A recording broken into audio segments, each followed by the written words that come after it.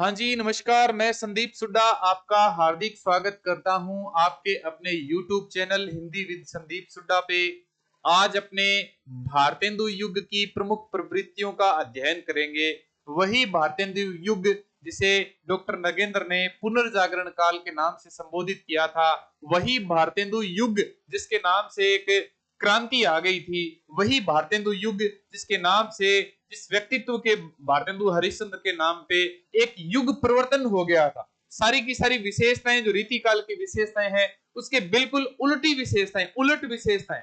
एक ऐसे व्यक्तित्व ने हिम्मत की जो व्यक्तित्व इतना असाधारण व्यक्तित्व था कि उनको जब अपन सुनते हैं, जिनको अब अपन पढ़ते हैं, अगर अपने हिंदी पढ़ते हैं तो किसकी वजह से पढ़ रहे हैं? तो ये इस व्यक्तित्व की वजह से पढ़ रहे हैं, भारतेंदु हरिश्चंद्र की वजह से। तो आज अपने भारतेंदु हरिश्चंद्र या फिर कह सकते हैं कि भारतेंदु युग पुनर्जागरण काल की प्रमुख प्रवृत्तियों के बारे में अध्ययन करेंगे। जितने भी साथी YouTube पर नए जुड़ रहे हैं उनको बता देवे कि एक तो आप इस चैनल को सब्सक्राइब कर लेवे और एक इस पढ़ाई संसार ऑनलाइन ऐप को भी आप डाउनलोड कर सकते हैं। इसमें हिंदी से संबंधित समस्त वीडियो कंटेंट है वो आप तक पहुंचते रहेंगे। ठीक है, तो अपने शुरू करते हैं। अपने जो आधुनिक काल है और आधुनिक काल में पहला जो काल है वो माना जाता है भारतेंदु काल, जिसे किस नाम से जाना जाता है? तो पुनर्जागरण काल के नाम से। ये नाम किसने दिया था पुनर्जागरण काल? ये डॉक्टर नगेंद्र द्वारा दिया गया है भाई।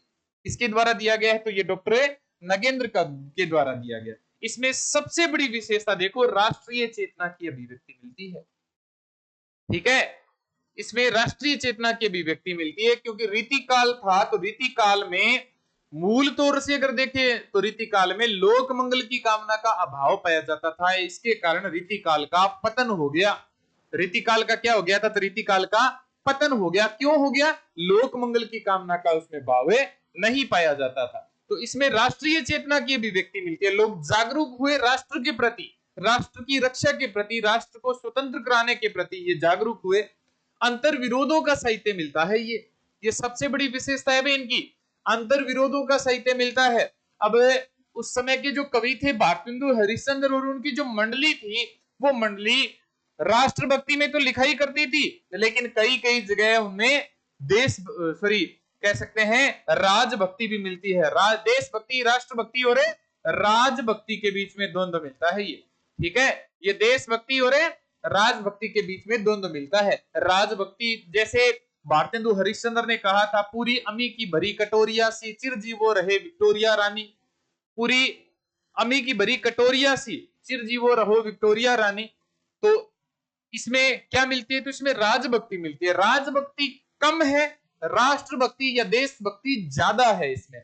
अब इसमें देखा जाए तो पद्य है, ये जो पद्य है ये तो खड़ी बोली ब्रज भाषा में लिखा गया, और ये जो गद्य है ये खड़ी बोली हिंदी में लिखा गया। तो एक प्रकार का अंतर विरोध हो गया, क्योंकि संक्रांतिक काल है ये। रीति काल के श्रृंगार से लोग इतने उब गए, लोग राजाओं के, नायक नायिकाओं के बारे में पढ़ पढ़ कर, सुन सुनकर इतना उब गए कि एक प्रकार से क्रांति की ज्वाला फूटी। वो फूटी किसके माध्यम से? भारतेंदु हरिश्चंद्र के माध्यम से। तो देखो, ब्रज और खड़ी बोली। अब तीसरी इसकी विशेषता है कि परंपरागत संस्कार को भी नहीं भूल रहे। वो ऐसे नहीं कि अपने मॉडर्न हो रहे हैं, मॉडर्निज्म में आ रहे हैं तो अपने परंपरागत संस्कार को भूल रहे हैं। वो परंपरागत संस्कार को याद करते हैं, लेकिन उनके विचार कैसे हैं? उनके विचार आधुनिक है, मॉडर्न है उनके। ठीक है, संस्कार तो परंपरागत है लेकिन विचार कैसे है? तो आधुनिक है। अब देखो,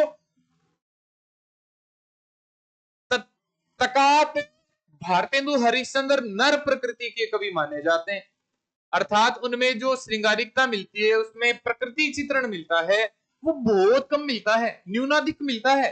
श्रृंगारिक चेतना और प्रकृति चित्रण है वो न्यूनाधिक मिलता है, लेकिन इनमें भक्ति भावना भी मिलती है। भक्ति भावना कैसे मिलती है? जिसे खुद भारतेंदु हरिश्चंद्र है वो राधा रानी के भक्त थे।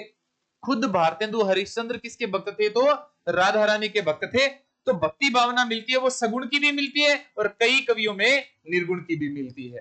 तो भक्ति भावना भी मिलती है, लेकिन इनमें समस्या पूर्ति भी मिलती है। देखो, पपीहा जब बोले पीव कहां जैसी समस्या पूर्ति लिखी थी।